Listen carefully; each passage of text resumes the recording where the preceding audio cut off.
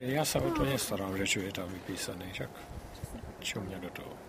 Čiže neriešite to, že či tam má byť maďarský ekvivalent, alebo nemá byť? Ja do politiky sa nezmiešam. A kedy boli to vypísané?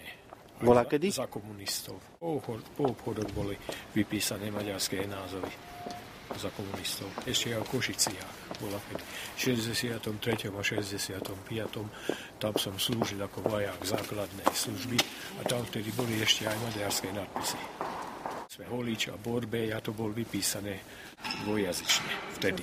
A teraz, viete, naši politici do toho pustili a niekomu sa to nepáči. Ale aj v Maďarsku, keď idete do Maďarska, tam tiež sú slovenské nadpisy.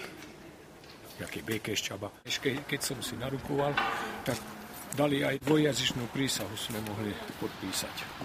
Vojenskú prísahu. Väčšina ľudí je tu Maďarov v dedine. Skoro 100% ľudí tu je maďarskej národnosti. A malo by to byť vypísané, pravda, že? Je to naozaj tak?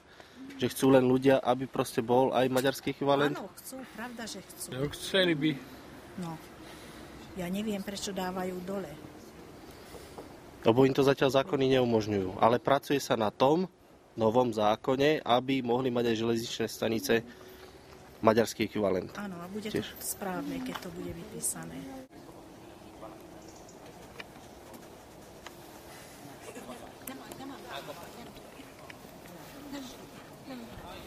Nem is tudják, azt felszállni.